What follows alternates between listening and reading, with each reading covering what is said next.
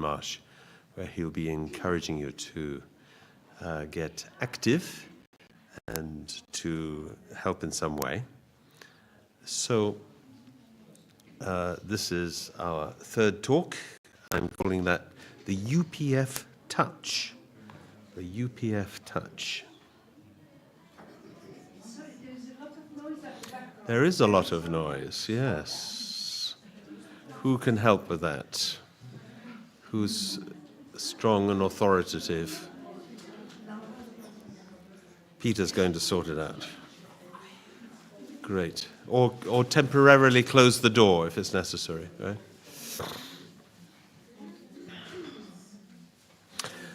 In particular, I want to have us think about putting the principles into practice. We've dealt with several principles along the way, whether you noticed it or not, and that they're very key, very common to the things which UPF is involved with, as with other organizations, thank you, or branches of what we loosely call unification movement, which takes on many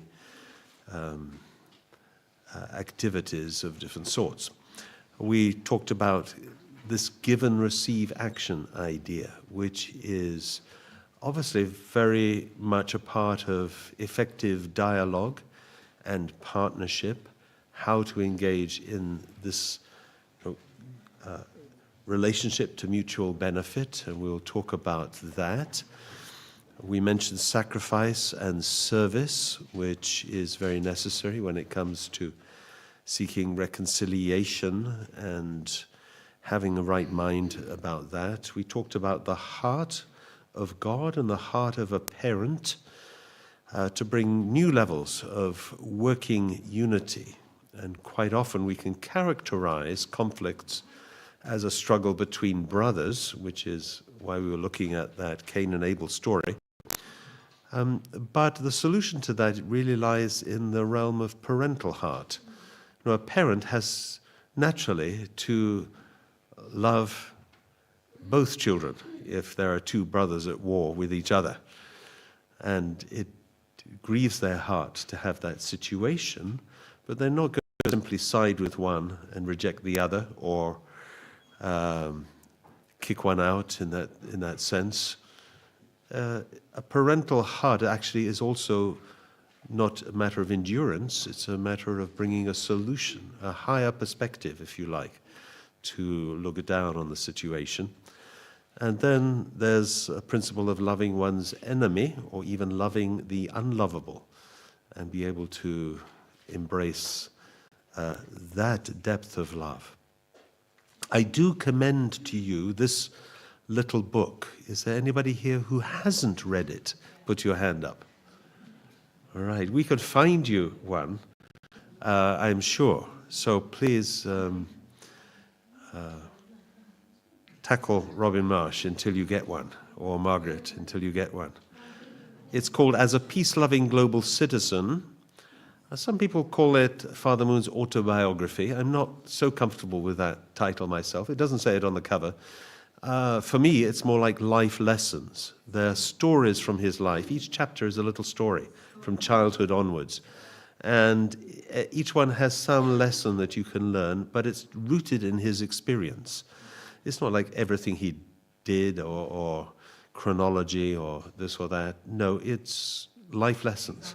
And as such, it also lends itself very well to reading in a group. I've done that several times with small groups, just passing around. And even though I think I've read it 2 or 3 times before, when it's read that way, always something new comes out. It's one of those kind of books, very much in common with Holy Scripture, actually, which you can always read again and again, can't you?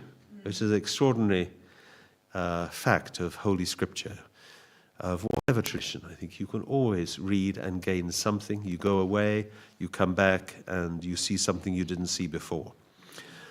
Father Moon himself had a major encounter with the spirit of the risen Jesus. When he was young, he was kind of family moved into kind of Christian circles when he was around 11 years old. So coming from a more Oriental background, and Christianity relatively new in Korea, but he was very moved by it, became a local Sunday school teacher for younger people, was apparently a great storyteller. But when he was 15, on an Easter Sunday morning, he was praying all night on a mountain behind his home. So already from that, a rather unusual child. But he was praying, and with tears, Jesus appeared to him.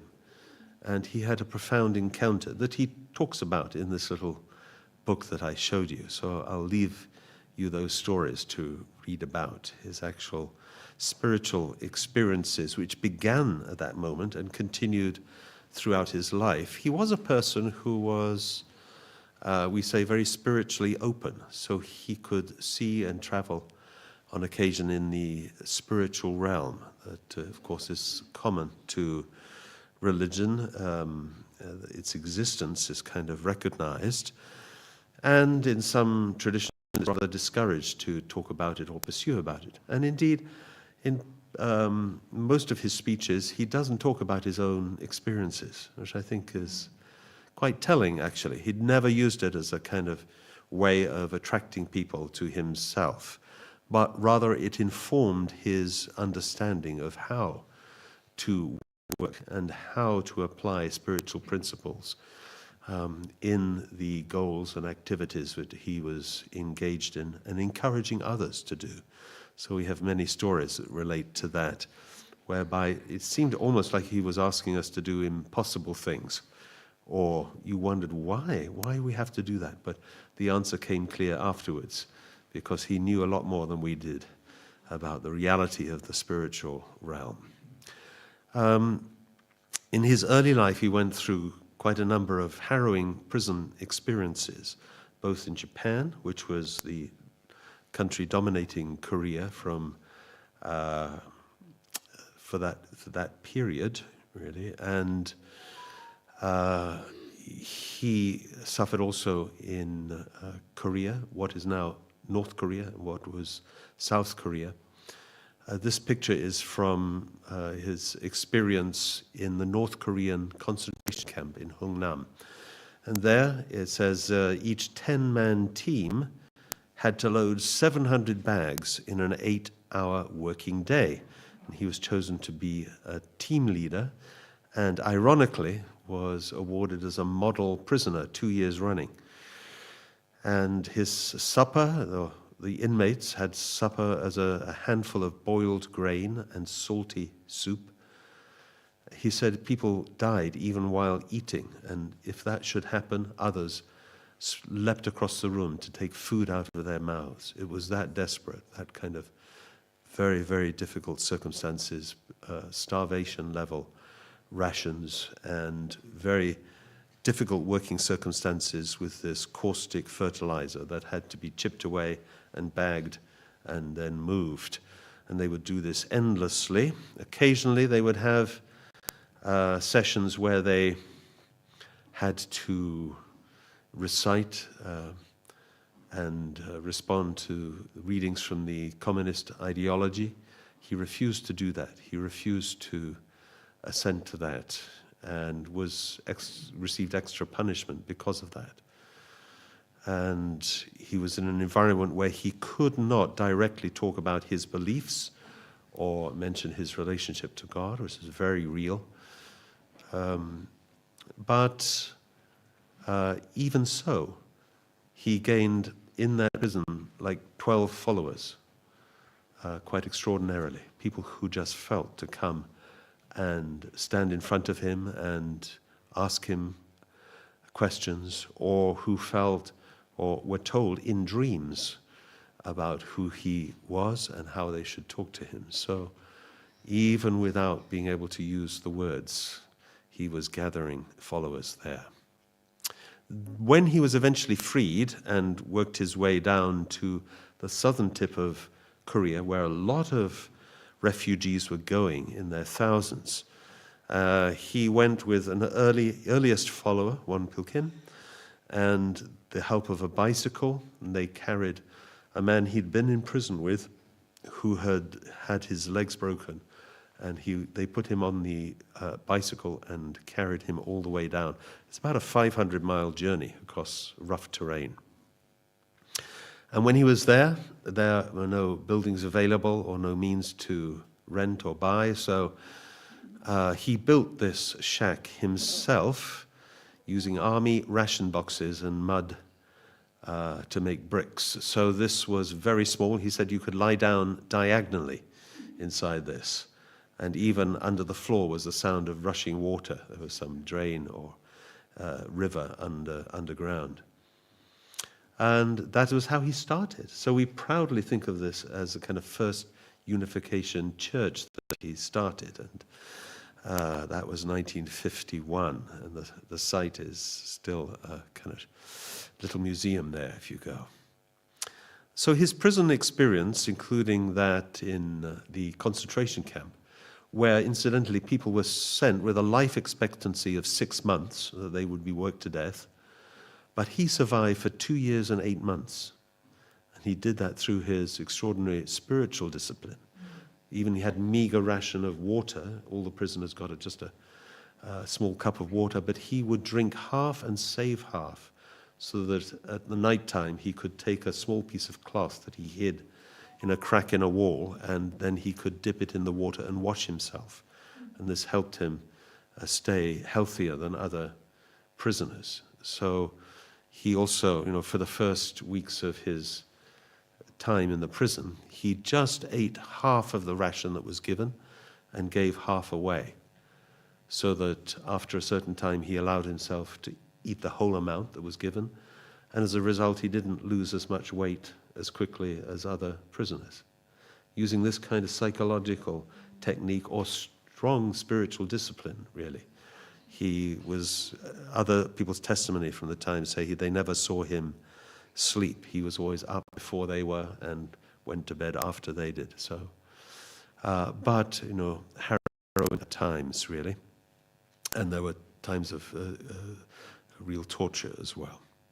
The person responsible then, as North Korea got established as a communist regime, was this man, Kim Il-sung. So he was largely responsible for Father Moon's imprisonment in that concentration camp, and is the first kind of great leader of North Korea, the founding father and ideologue, with his version of communist theory called Juche, which is still operating today. And he's idolized as the, being the grandfather of the current, or great-grandfather of the current Kim Jong-un, who is the leader there. So maybe people are losing kind of memories of this person. But back in 1991, Father Moon made it his goal to meet Kim Il-sung, even though, and he was a South Korean citizen, Father Moon was a South Korean citizen, by law he was not allowed to go or visit North Korea. That's still the case. But he went through China with a party of people, and he was determined to meet this man and reconcile with him like two brothers, like a Jacob and Esau. So using his deep knowledge of spiritual principles, he felt it was important for worldwide peace that he, as a kind of true father in the South, could meet this false father in the North and could do something to win this man's heart. So amazingly, he did that. When he went to North Korea, he didn't immediately meet Kim Il-sung, but he had to sit through, along with others in his party, sit through many hours of presentations, a bit like you're having today, right? But on Juche ideology, right? And, afterwards he said, well, may I say something? And everybody was kind of very worried. What's he going to do? But he gave an absolute critique, of what he had heard over several hours. And everybody was very terrified. In his party were terrified. They didn't know what would happen now. And on Kim Il-sung's side also, the leaders there were very afraid. And one came up to Reverend Moon's party and said, from now on, we can't guarantee your safety. Right? So anything could have happened. This is before mobile phones and this kind of thing. So we had lost contact, and they were just in North Korea meeting the supreme leader. And gosh, we don't know what would happen. But he took that risk. And actually, Kim Il-sung was listening from a room upstairs via an intercom. And he said, when his kind of second in command approached him and said, still this man wants to meet you. He said, yes, I want to meet him. So he wanted to meet this person who was so courageous and spoke. He said, you can't find true peace without God. And this was a thing that you'd never say in North Korea. Yeah? So this is a picture of when they met and they hugged each other. There's a film of them coming down the palace corridor and they embrace each other. It's extraordinary, really. So his heart was won over, and they sat down, they had meals together, they talked about boyhood things which they did. And there was a friendship which was started. At the same time, Father Moon, not being under any illusion, this is a man who's responsible for the deaths of thousands of people, He's a really nasty piece of work. Right? But this was his approach to peace. We have to reconcile. And these two nations, North Korea and South Korea, are like Cain and Abel. They have to be reunited under this more parental approach and parental philosophy. So everything that he did was tied in with the ideas and springing from the ideas that I've shared with you. As we mentioned before, Godism or parentism. If I mention just 7 points about this kind of approach to peacemaking, it's a God-centered vision, so true peace is achievable only through understanding God's original design for humanity, and we are clearly created to live as one global family, with each person reflecting God's love and God's nature. Secondly, is to do with true love and a parental heart. That means selfless, sacrificial love for others. We have to transcend selfishness, which is at the root of conflict, and we've studied that today. Work for the unity of all people. That's a world without barriers of race, nationality, or religion. And we have to seek reconciliation and unification centered on universal values and shared principles. And then, recognize the family as a foundation for peace, and we tied in the true family with world peace in our previous talk. So it's the fundamental building block of a peaceful world. God-centered families can nurture individuals that are capable of loving others and contributing to peace in society. The fifth would be interfaith dialogue and cooperation, which we've also touched on through our talks. Religious unity is essential for world peace. Spiritual leaders play a significant role in guiding moral and ethical behavior amongst their followers. They can influence millions of people, and they should be at the forefront of peacemaking efforts. And then promoting good governance and effective peace institutions, so advocating the creation of an interreligious council within the United Nations, like an upper house. This is one of his great projects, which is still alive, to enhance the UN ability and capability to mediate conflicts and promote peace. So there's a kind of voice that isn't represented there, which is very necessary, and he saw that as a deficiency. Taking personal responsibility for peace. That means cultivating inner peace. We talked about that. Moral integrity and the practice of true, genuine love. So individuals then need to overcome personal struggles, and themselves, they have to become true peacemakers. So you have Godism and parentism in these 7 main ideas, and somewhere we've touched on all of those in our rather kind of roundabout journey to this point. Universal Peace Federation, of course, was founded in 2005. Well, 21 years ago, right? So it's surprisingly young, actually. but it grew out of many projects and activities of great worthiness, which he had started already under different names. So it was a kind of coming together of many projects which had been exercised separately, and now they were under the banner of UPF. And to announce that and proclaim that, both he and separately Mrs. Moon did worldwide tours, many arduous speaking tours, which gave them so many locations in different nations. You'll know from your familiarity with UPF that it's involved in interfaith peace building. It's concerned and supporting the United Nations and is working in that area of NGO relations. And, you know, a great shout out to both Robin and Margaret for their extraordinary work, which they're doing, along with the help of key ambassadors for peace. Strengthening marriage and family, this was very much a part of UPF's mandate, but also the mission or calling of Father and Mother Moon in their religious role. Also, peace and security questions and service and the culture of peace. And finally, we have the Peace Road, which is an interesting project prior to building an international peace highway, and that might have been touched on in the film, I think.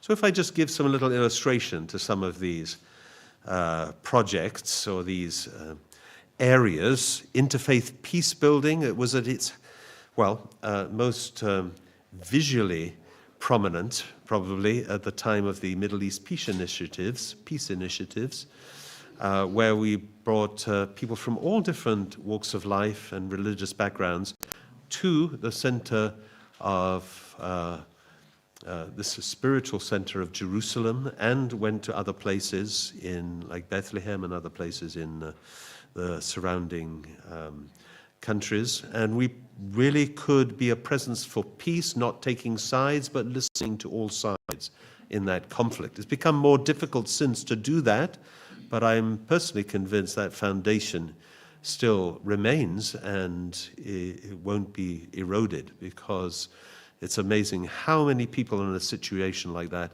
want to get on with their brothers. They want peace. They want to see an end to fighting and conflict, and they're not the kind of people with rigid ideas that want to pursue their own agenda. There's ordinary people in every conflict situation. Also, a project in this area was to develop world scripture. You saw quite a few interreligious quotes from me today. You'll find almost all of them in this volume that Father Moon commissioned, a comparative anthology of sacred texts. Actually, the volume 2 is even more, or edition 2 is even more impressive, and point by point in themes that occur in the spiritual life, compares Father Moon's teaching and also religious traditions from all different walks of life and all different backgrounds. So quite amazing. Also, interfaith work is a big feature in the great city of Birmingham. So I've been invited there quite a few times to give seminars and also to participate in some of the events and be an audience member in meetings in the Al-Mahdi Institute, for example. Great work that's being done there. Thank you, David and Patricia. It really never ceases to amaze, really. And, wonderful people who are dedicated to peace and to building these bridges between traditions and religious paths. So many of those involved ambassadors for peace. You are already a peacemaker, I would say, if you are here. And you can join, eventually, you can join, if you haven't already, the international network of ambassadors for peace. It's a very loose network, really, but it does create just that, this kind of connection between like-minded people, and it's where we can assist each other with our ongoing projects and our community involvement, and be a voice and a presence for peace in our communities and our society. All this, is to make real a vision, we could say, of a new heaven and a new earth. Father Moon said, humanity is traveling down a dead-end street. The only way to survive is to practice the peace philosophy of true love, true life, and true lineage that I am teaching. Soon the countries and peoples that appear strong and mighty will change course and shift in this direction. So very confident that a spiritual revolution will come. We need it, and enough like-minded people can bring that about through their localized efforts and national efforts. We will see things really changed. He said to an audience of ambassadors for peace, heaven is summoning you to be the wise leaders who will set aright this world of evil and establish a new heaven and new earth. Of course, some biblical overtones there as well, but he took this very literally, and UPF does. We have to change this world. We have to make a better world with our own hands. It's not going to come by some supernatural means. We have to do that, but that doesn't mean that God is not helping. We are inviting and seeking God's help, which will surely be there. It's back to that kind of 95%, 5% idea. Everybody with me? Yes. Wonderful. So the next topic is United Nations and NGO relations, and I touched on that. So interfaith and the United Nations, this council was proposed back in 2000, a kind of fitting year for proposing this. And it got officially kind of promoted, I think, by Philippines and introduced onto the agenda there. So hopefully things can move in that direction. UPF does have an office in the UN, and we do honor UN days. I'm sure anybody been to one of those celebrations? It's always nice to come, and I believe that staff always send reports to the UN of what we are doing, and that is also enabling us to maintain our special status, our general consultative status with the UN, which is not a common thing. That's really an achievement.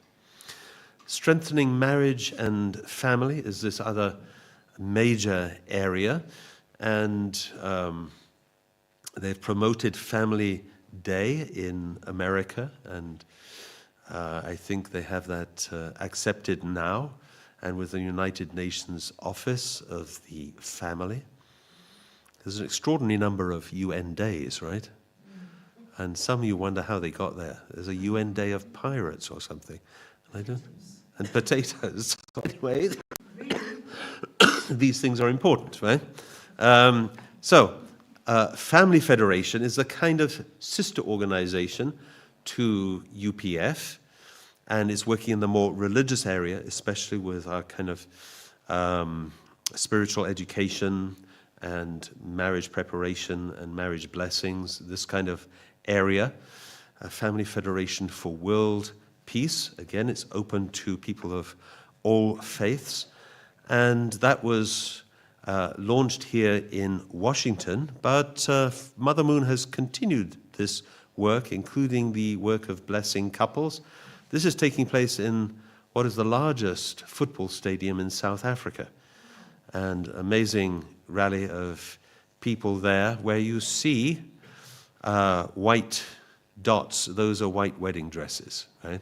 So here, either people reaffirming their wedding vows, which is very important, and seeking God's blessing on their renewed vows, or it's their wedding day. They've waited for this day to be blessed in marriage with many other people, here and through satellite with many other locations around the world. So this is a tradition. I'm sure you've heard about it, right? In times, yes, now regularly once a year. And next one is coming up on the May the 2nd in Korea. We have our own stadium there, and which can be used, which is very helpful. And yes, it's it's somewhere, it gives a certain notoriety, is that the right word, to unification movement. I mean, sometimes I've been sat in the barber's chair, and you know how they go on with about, where do you go for your holidays or this kind of thing. Well, I don't have holidays, to be honest. Not much conversation there. But no, I jest, of course. But I get to talking about my work with the unification movement. And I say things like, well, do you know Reverend Moon? And I said, no, haven't heard of him. Do you know unification movement? No. Did you hear about the mass weddings? Oh! Oh, right? That's a good point, right? They may not know why or what's the reason or what's the experience. I say, I was in one of those with 274 other couples in Madison Square Garden, where they have boxing matches, kind of symbolic, right? But, ask me any questions you want. And they're very fascinated to hear, That wasn't, it was a long time preparing for that, actually, my wife and myself. So we're very proud to have been part of that blessing ceremony along with others, right? Very meaningful to be sharing it with your friends and alumni from that blessing. Wonderful. So here's an interfaith peace blessing at the Arya Samaj in Birmingham. Wonderful. So it shows that it's beyond, any one religion or denomination or religious group. It's actually involving everybody to reaffirm our commitment to marriage and family. How precious is that, right?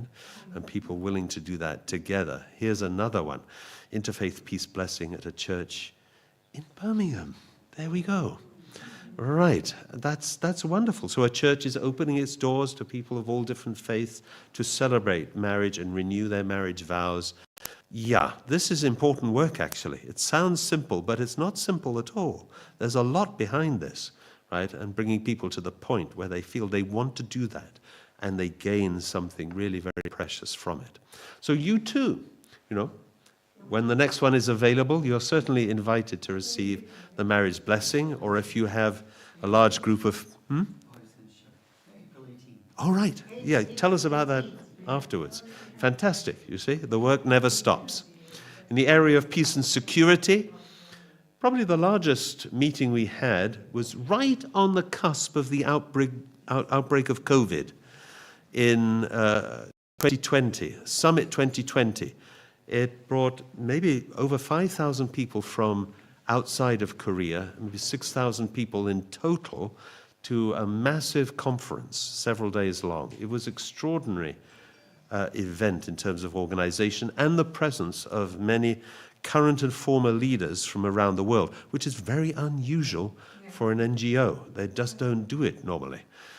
But this was a great, great achievement of Mother Moon, actually, 2020.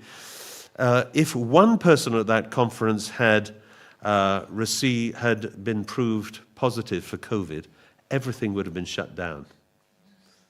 So we were a little bit kind of blasé. We were arriving in Seoul. We hadn't heard about this, And I was thinking, why is everybody wearing masks? Well, they're a bit fanatical here, aren't they, right? Anyway, there was reason. You see yours truly sitting there, and my wife is the lady in pink. So we could be part of that, which is wonderful. In her special remarks, Mother Moon said, I wish that the World Summit 2020 can be the leading role to save the world and realize the kingdom of heaven on earth. We gathered here for true peace. However, due to the human self-centered selfishness, the earth has suffered, and there's no future that can be seen, since there are so many walls and many barriers that are human created. We cannot do it with human selfishness. Human selfishness made a world unrelated with God. So we should know and understand God the Creator. She spoke about these ideas very openly to such an international and disparate audience. This quiet revolution, as Father Moon used to call it, from selfishness to unselfishness, is here to bring a distinctly God-centered message to people from all walks of life, really. including politicians and statesmen and women. And perhaps as a woman, Mother Moon can do that more successfully than a man. This is, we say, the era of women. And as peacemakers are like an untapped resource, or just beginning to be tapped. So how important is the role of women? So this was Summit 2020. It was on the 100th anniversary of Father Moon's birth, and an amazing array of people were there. You saw that in the video, so I won't reiterate what you heard there. Also, in Europe, UPF is doing things on a more regional level, especially with Balkan conferences. This is an area that suffered a lot of infighting and civil war and struggle going on between the nations of the Balkans and former Yugoslavia. And great progress has been made through this. We've established our first on-purpose built peace embassy in the capital of Albania, Tirana. Very beautiful building with a large facility for meeting and for leaders of that region to come and meet together. Mother Moon started the Sunhak Peace Prize, which is like a kind of Nobel Peace Prize, honoring peacemakers and people who have been working in all these areas touched on with the 3 blessings that we looked at, including the first set were for the environment. And locally in nations, we are doing that. This is from Denmark, where I had a mission to visit for some years. And that's an International Day of Peace, a UN event in the Danish Parliament organized by UPF. And here are representatives of different faiths symbolically pouring water into one united bowl so that they are kind of mixing and mingling their devotion and their prayers and their traditions for the service of peace. In the area of youth service and education, many things have taken place as well. Currently serving Ukrainian refugees in the nation of Moldova. We have a peace embassy there, and it's running schools and projects to help the mothers and children who have escaped the war situation in their country and giving wonderful education there. We have a program for character education. It was used in Russia, in China, and now translated into Arabic also there in Palestine.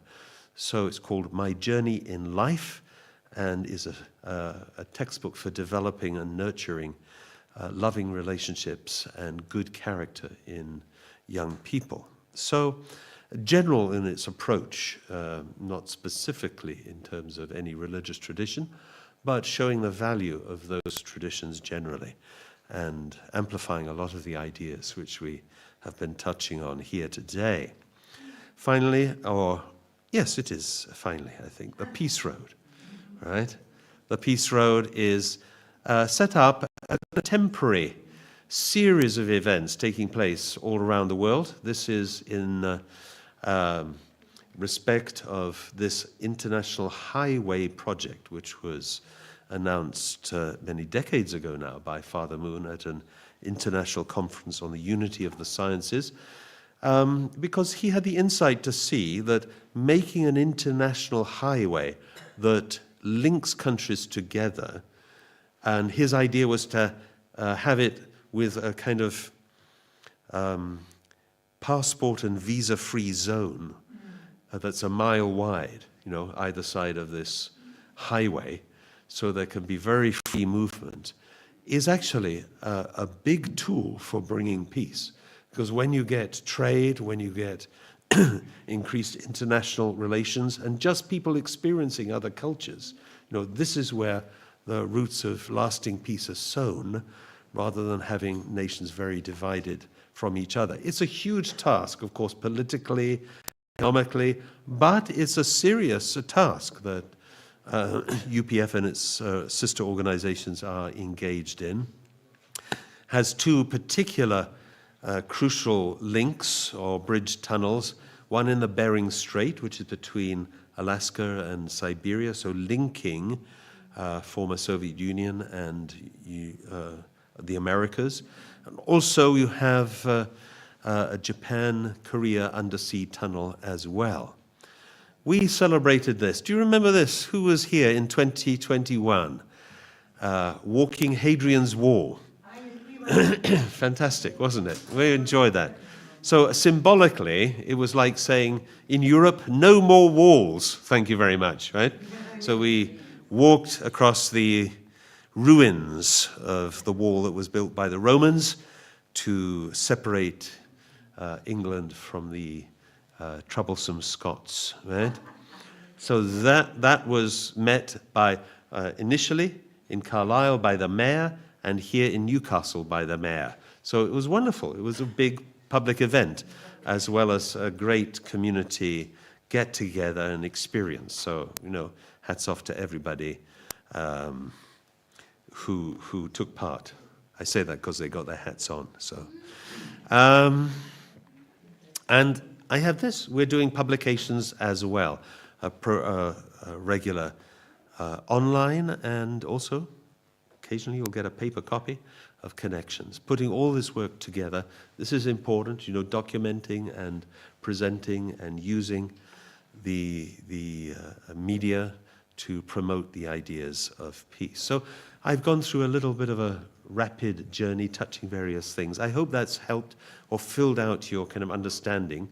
My main point was to connect the principles, which sounded perhaps a little bit theoretical or just about personal life, attach those to the kind of bigger picture and how to see UPF projects in light of those precious principles and how it's being guided by that and is very much part of the same drive to bring about a realistic experience of peace for all humanity.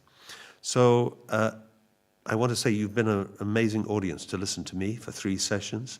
So thank you very much, and God bless you. And you. Thank you.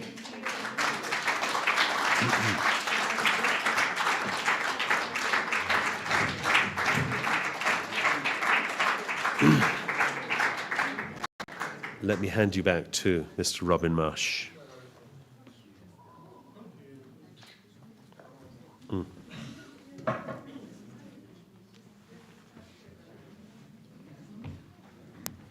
I'll take that away. Whoa. Thanks. There it goes. Okay. Just got your wire. Thank you. I don't know how the wire is. That's it. Okay. Shall I just do this? Could you?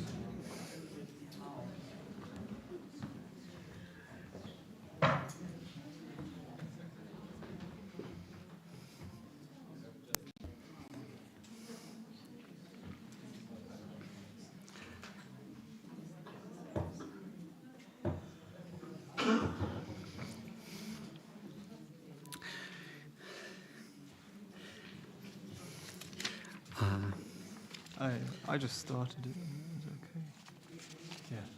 Yeah. Okay. Okay, great.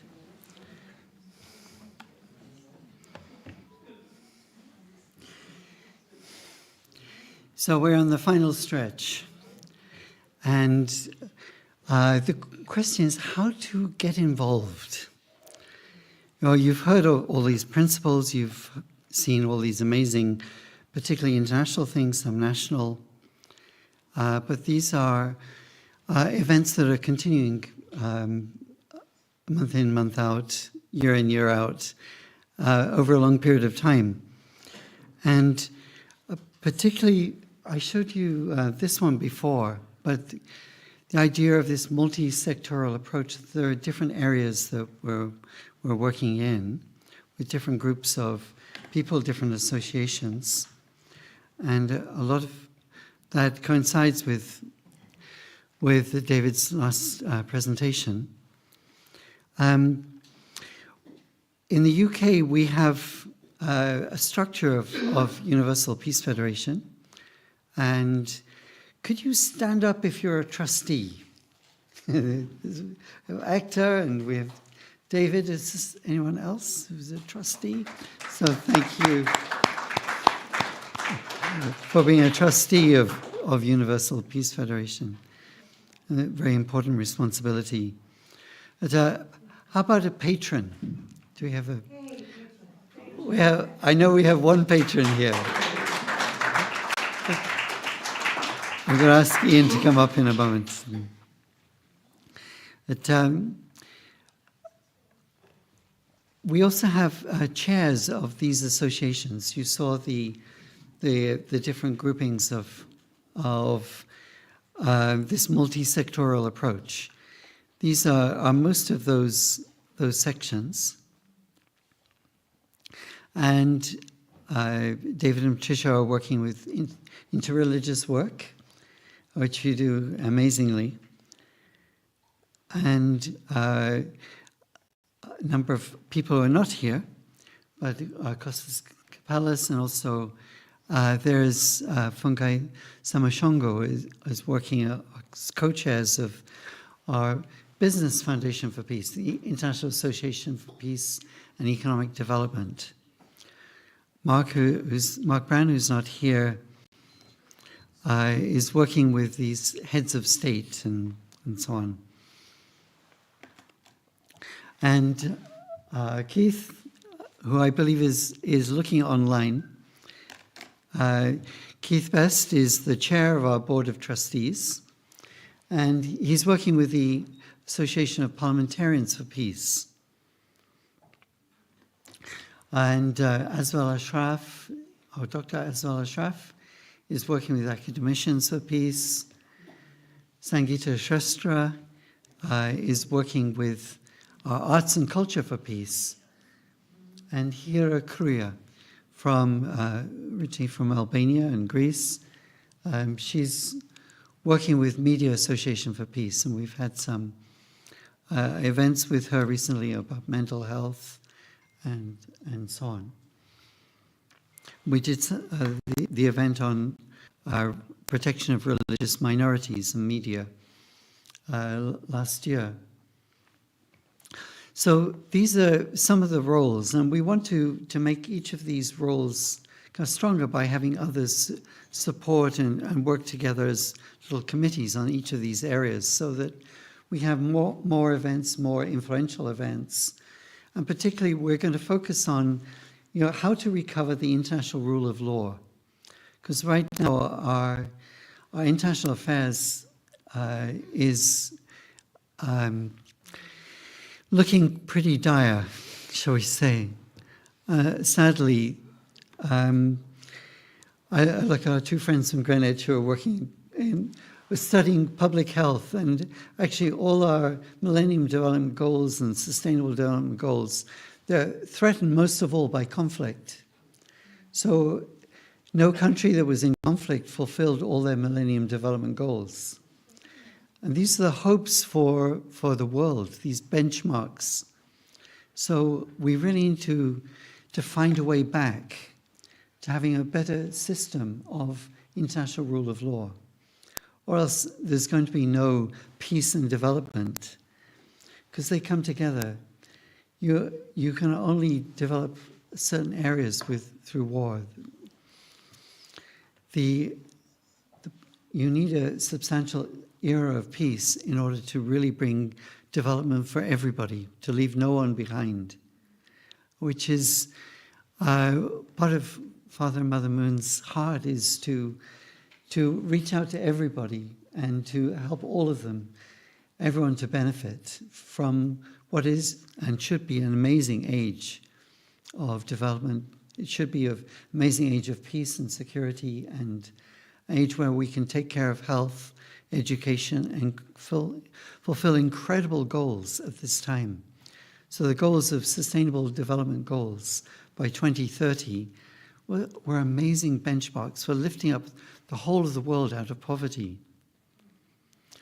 which is being threatened by so many conflicts and wars at the moment.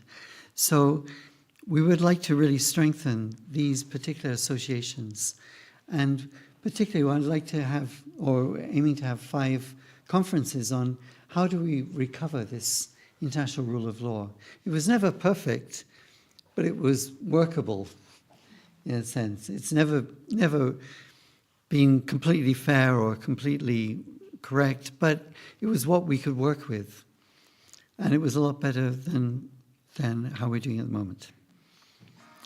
So we would like to build up these associations by having people support them with different committees, etc. Then we can reach out to high-level people, etc. We will have the Young Achiever Awards. We have them each year, and I'd like to introduce Eva. I'd like to introduce Eva, but Eva's videoing this talk, so it's very difficult to look at her. Eva, can we introduce you?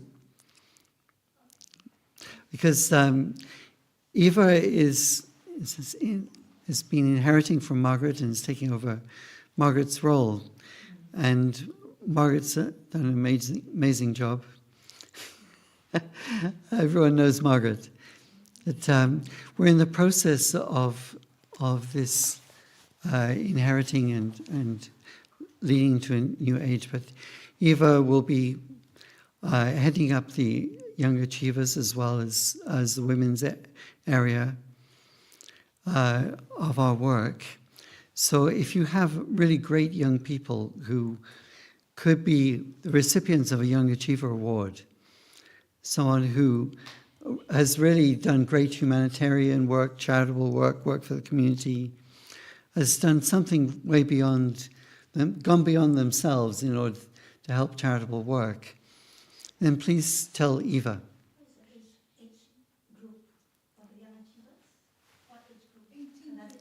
18 to 30. So please talk to Eva. Thank you.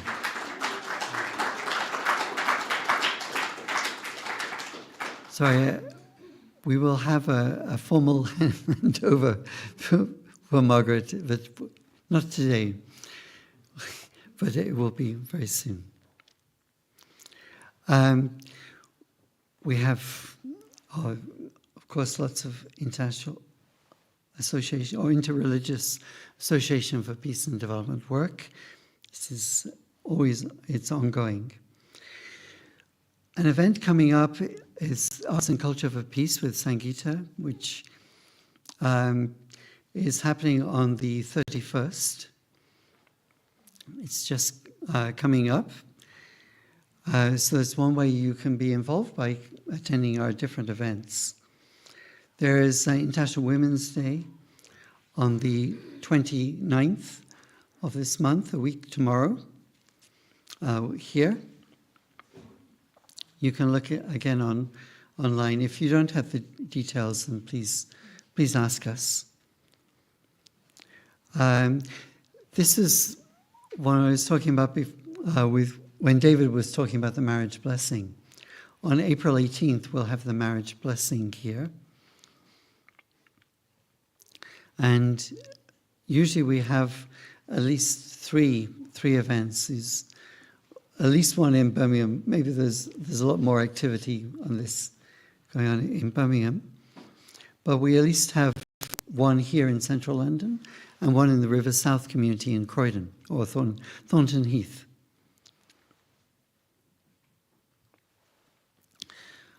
Also, you can apply to become an ambassador for peace. This is another way you can get involved. And we'll be presenting an ambassador for peace in a few minutes. But more on that later. But if you are someone who really does live for peace and is active in their life and does a lot, then please apply to become an ambassador for peace.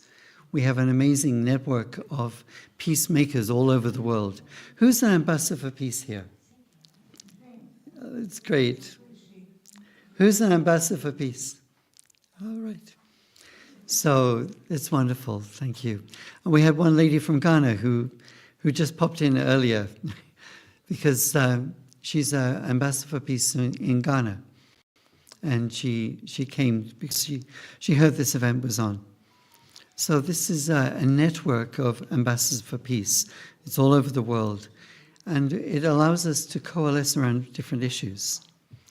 There are other things you can do to volunteer and as a volunteer to help with fundraising campaigns or with our work with the Secretariat or different things as volunteers or interns.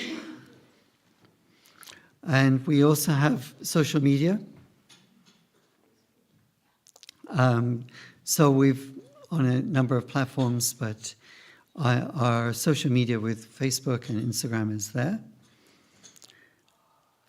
And you can also get involved by just helping with association, volunteering, becoming an intern, yes. And another point, of course, we always need funds to do our work. Any charity needs funds to do work. So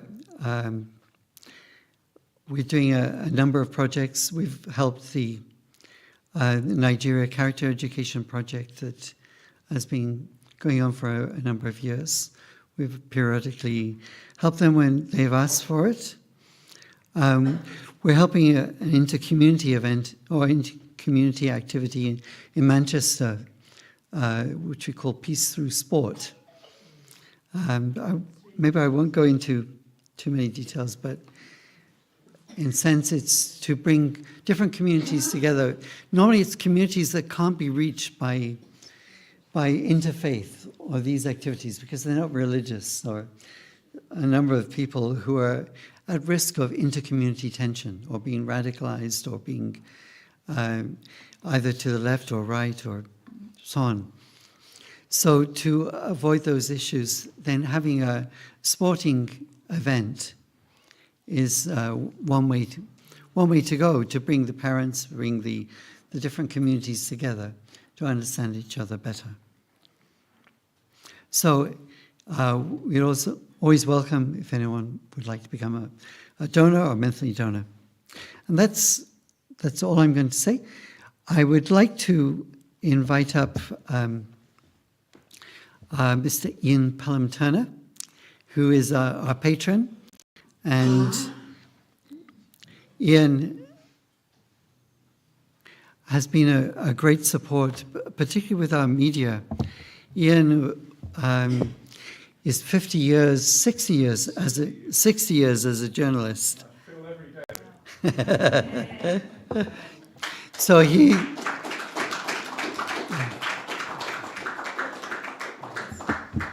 So Ian used to interview the royal family. So he looks like someone who could interview the royal family, doesn't he? Thank you. He was a photographer, but also, should I mention? All the TV shows as well. I will do that in a second. Okay. I'll do that in a second. I'll So good afternoon. As Robin is saying, my name is Ian Pelham-Turner. So these days I'm a television broadcaster. I've been a journalist for 60 years now. And the first thing I always say to people, it takes me longer to get up on the stage than it will to give you this address this afternoon at the same time. So my nether regions are quite numb after all these hours of sitting down. I'm sure yours are as well. Quick commercial for UPF. I found a very handy use for the new book. I've written my notes down in this book. So it's a very handy thing. So basically what I look at is communication, obviously, but how do you create peace? I just did an AI quick survey on how do you create peace? What is AI's version of how you create peace in the first place? And it came up with 4 very basic principles. The first one was empathy with people. The second one is that you have to have values. And each one of you, as I always say to audiences like this, each one of you has a value. Talk about it. Come and talk to people like myself so that we can actually bring you on board and sort of show how your values mean so much to UPF at the same time. Create values for communities. Very, very important. And the biggest one of the lot, which surprised me as well, was that challenge those who feel they have the right to talk to you about something that affects your lives. Challenge. That was interesting. So for me, how do I work with UPF these days? It's very simple. I would imagine Robin has been on the show. Margaret hasn't been on the show yet. I've got to capture Margaret before she disappears. Well, because you're on a show, Margaret. We haven't been on a show yet. So these days, we run a show called the Royally Rich Lifestyle Show. The first part is all about the royal family. That's the gloss. The main part is to actually talk to people like yourselves, give you a voice. We listen. We question, but we listen as well, so it's very important. So how do we promote UPF through that? Well, we've just taken on a new channel which we're building at the moment. That will give us a 500 million audience for UPF, just in America alone. That's what we do. What we care about is purely how do you make change in a very simple, direct, ordinary way. So with my work, all my life, 60 years now, I've asked myself, how do you create peace? And if anybody can tell me, I'd love to know. Because I've seen wars, I've seen all sorts of issues going on in my lifetime. And 3 or 4 years ago, I was in Lebanon, and we were going to set up Peace Television in Lebanon as a means of actually creating community groups and to actually create communications as well. And obviously then the war started, and so that all had to sort of disappear. So with our show is really all about listening to you. And once we've listened to you, and each one of you can have a voice, then that goes out right across the world. And so it's very, very important for you all to remember what I feel is that I talk to each one of you, and each one of you has a great story. Each one of you has values and what you believe to talk about. Come and talk about it, because that's how I feel you change the world at the same time. So today, this is a very quick thing this afternoon. I think, what has UPF brought for me? A huge audience, I have to sort of say in the first place. I mean, I've had more guests from UPF, I think, than any other source. So it's been very, very good in that way to actually sort of work with UPF. But it has a family feeling. And that family feeling is wonderful to do. You can immerse yourself, and you meet all sorts of very interesting people. You know, and you know, I remember one time we had one lady who was totally deaf, and she was the best artist I think I'd ever seen, and you remember, in my career. And so all these stories, you know, come out. Neela is here, and she is constantly on my ear about, you know, her issues as well. Talk to us, because this is what we're trying to do now. We are trying to listen to what you want, especially the young people. Come and talk to us, because we can't guess. I'm 75 now. Well, I will be next month. You can come and have a piece of my birthday cake. I know, I'm generous to a fault. But young people are very important as well. How do you actually create traction with young people? How do you create communications with people as well? Come and talk to us. Come and tell us, the oldies, how to sort of change the world for the better as well at the same time. So I just wanted to thank you for coming this afternoon. As always, it's a tremendous event to actually come to. And can I do one more commercial again? Come and buy the book. Come and buy the book. It's a very, very handy book. And in 4 lines, it actually hopefully gave you the values for today as well. Thank you so much.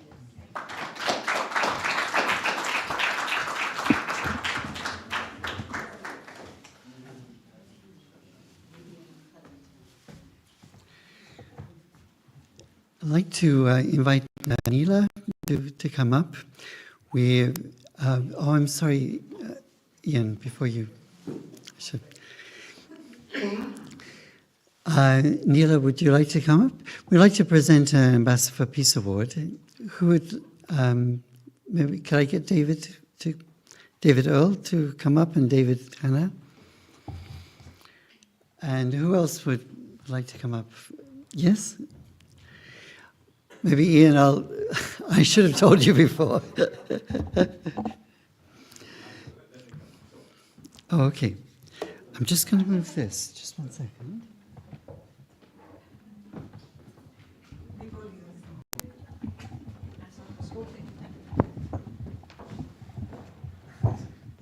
Margaret, do you want to come up? Eva?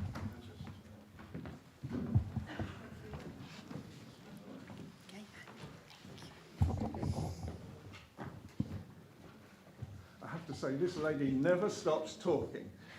She's the best Good. ambassador for her country that you could ever possibly. She'll make a great peace ambassador as well. Here we go. You are in the middle. So, Ambassador for Peace Award. For people who are new here, I'm going to read it out.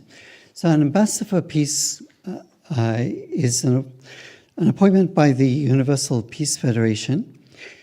The Universal Peace Federation acknowledges as ambassadors for peace those individuals whose lives exemplify the ideal of living for the sake of others, who dedicate themselves to practices which promote universal moral values, strong family life, interreligious cooperation, international harmony, renewal of the United Nations, a responsible public media, and the establishment of a culture of peace. Transcending racial, national, and religious barriers, the ambassadors for peace contribute to the fulfillment of the hope of all ages, a unified world of peace, wherein the spiritual and material dimensions of life are harmonized. So, the Universal Peace Federation is proud to recognize as an ambassador for peace Neela Balasubramanian. Mr. Singh. Oh, sorry.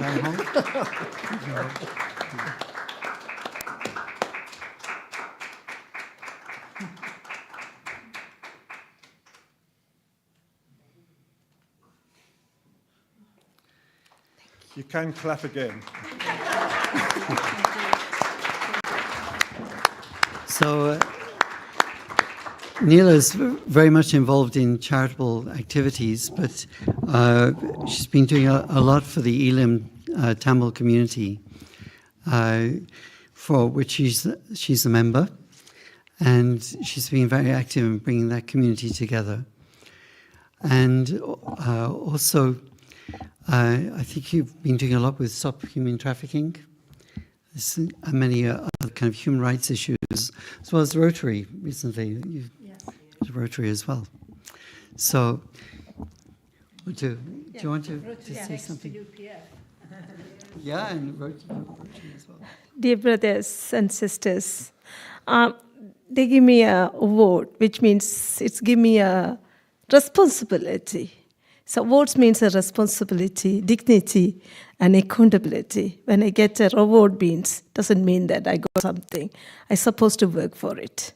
So today, I feel I'm really a little bit scary, and also I feel that I have to work for it. Obviously, I came from a background is already talk about Sri Lanka, which is a beautiful island in Indian Ocean. So we face a war more than 40 years. We lost 200,000 people in 2009. So therefore, I know the value of peace, and which is very much important.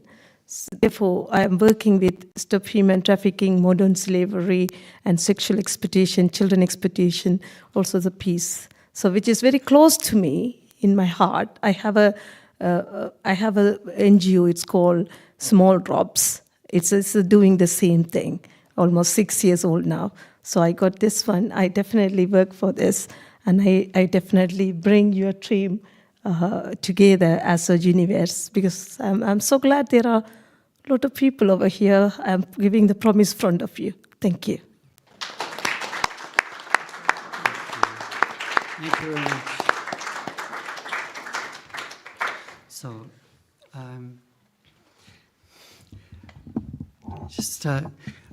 if anyone would like to apply to become an ambassador for peace themselves in future, then please let us know. Usually we like to know people over 3, 4, 5 months to get to know them, but also to find a way to work together with them, that we can work together to support the different activities that UPF is doing. Okay, sounds great. Right. Okay. So, I'd just like to ask, is anyone... A group photo is a good idea. Yeah, yeah. I know...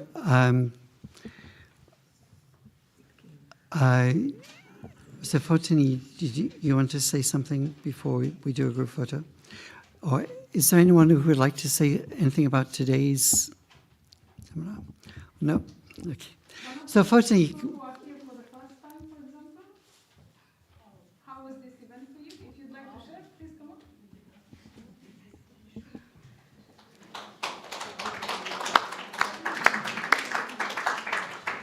Linda. Come in, Linda. Because there are 3 people. This is why we like Margaret. No, because we're talking and they wanted to. Okay, this is Nita. This is Laetitia. and Laetitia. Please introduce yourself and then just if you could keep it to 1 minute. Certainly. So my name... So we're not quite ready. Okay. Is there another one coming? I think there's another one coming. No? Okay, well, to keep it quick, yes. So my name is Laetitia Moshwe, and I was invited by Sister Sue, but I think she's there in the back. Hey. Do you know, I have to admit, I came with an open mind because I didn't really know what this was about. I only heard very briefly about it at an event that I met Sister Sue at. And having come, I feel it's absolutely astonishing what the organisation is doing. And this is exactly what the world needs. And I just wish that there was a lot more marketing about this, just to bring it more to people's ears. Because the world is in a state at the moment where we all need peace. Am I talking too much? We all need peace. And an organisation that is working so diligently to bring about this peace is not as known as it should be. We're hearing so much noise about wars, but why are we not hearing so much about those who are actually doing the works to make the world a better place? So I feel that we need to find a strong marketing team that's going to really help push this organisation forward, that we will become a brand name. Look, I'm saying we haven't even joined yet. Yes, that we will become a household name that the people must know. And just the education side of it as well. Thank you, Mr. David, because yes, because the education side of it and the way you really touch on every aspect to get us to have that broader, in-depth understanding of what love is and what it takes to bring peace into the world, I think is amazing. And we need to have more of these kinds of conversations. So I'm definitely joining. Thank you, guys. Okay. My name is Obe Cynthia Mba. I was invited by Lady Jane. She's not here. Even though she told me she was going to be engaged, but I came in because I just wanted to know, what's happening. And coming here today, I am very overwhelmed. I like the work you're doing. And just like she said, it needs more awareness. It needs to go out there and give into what is happening in the world. This is the kind of things that should be made, give that awareness so people will know. And honestly, I'm very happy to be here. I enjoyed it, and I'm looking forward to, in any way I can get involved. Yeah, thank you. This is the 3 people. That one. Hello, my name's Linda. I'm a bit shy, so sorry. Yeah, I was invited by Lady Jane. I honestly had no idea what to expect. And I came with an open mind on the back of a night shift. So I was quite determined to be here. And I'm quite pleased that I have come, actually. She hasn't slept yet. No, I haven't. I'm a nurse. I'm soon to move into psychology and counselling. It's really interesting, actually. I'm so pleased I came, actually. I'm also the General Secretary of an organisation which some of my fellow Nigerians probably know. It's called CANOC, Central Associations of Nigerians in the UK. And we've been very busy this week because obviously our president was here for the state visit. So I've been attending a lot of meetings and whatnot. And you know what, I'm going to use today to see how we can partner with this organisation. I certainly want to join the organisation. I think, as one of the previous speakers said, we talk a lot about war, but not an awful lot about peace. And obviously Nigeria has been affected by peace, interracial, interreligious fighting, you know, with Boko Haram and, you know, Christians against Muslims. It's ongoing. And, you know, I think this is such an amazing organisation, and I think it really does need to be shouted from the rooftops. What we need is peace. What we need is peace, not war. And more than that, what we need is love for ourselves and for mankind. Absolutely. So thank you so much. Hello, everyone. My name is David. I was actually invited by Miyako-san to the program. At first, I didn't really know what the program was about, but I'm glad I came, actually. You know, I have this saying that, you know, evil will continue to rule the land, and, you know, generally, once the good people, you know, sit down and fold their hands and they are watching. So this is the kind of thing that is, I love doing, you know, peace. You know, one thing that struck me today is living for the sake of other. Peace is living for not just yourself, but living for the sake of others. And from my background, I come from Nigeria. I grew up in the northern part of Nigeria, and war killings is something I've had a first-hand experience of, and it's not something that is good. It's something that physically, mentally, it has this impact on you. You understand? Seeing the killings going on, seeing the destruction, seeing the maiming, and then this type of thing, this type of gathering, you know, the advance for world peace, not just world peace, religious tolerance, you know, religious tolerance, peace in the world. These are things that are applaudable, and these are things that I want to get involved in, and I'm really happy I came, actually. Thank you very much.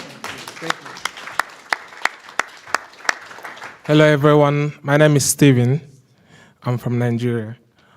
I'm glad to be here, honestly, because I spoke with the secretary, and I told him that personally for me, I'm a person that would like to bring change. No matter how little it is, I would like to start from somewhere to bring change.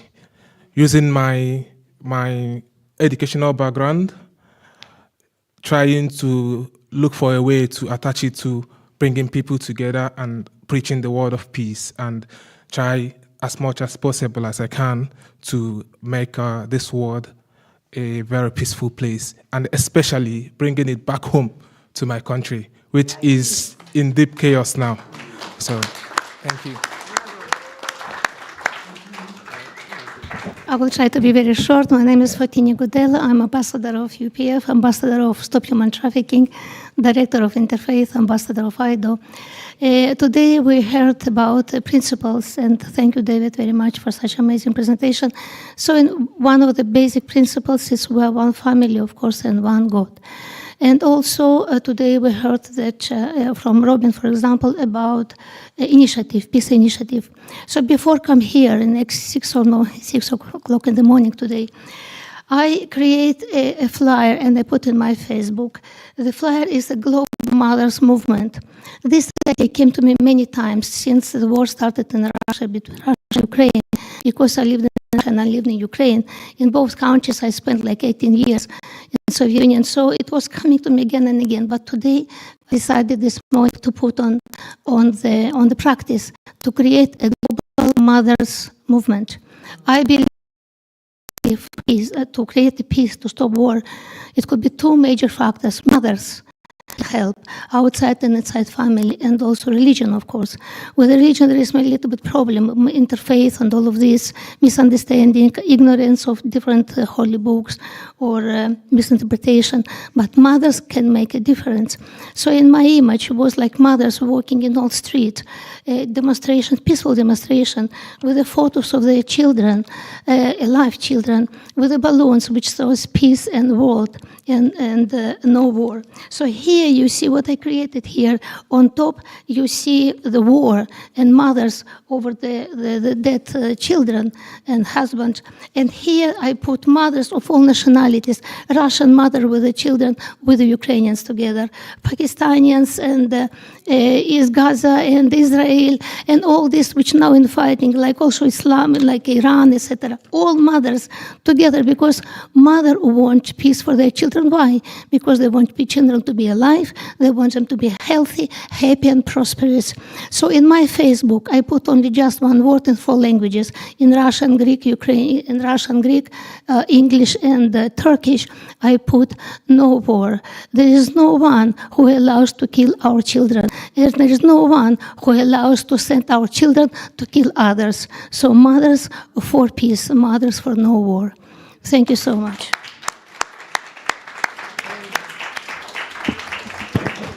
So thank you so much, everyone. Let's come up and have a group photo. As if so you're here. I'm already up here. Where are you going? You're going. I think we have to sit down. I can't stand. So do I.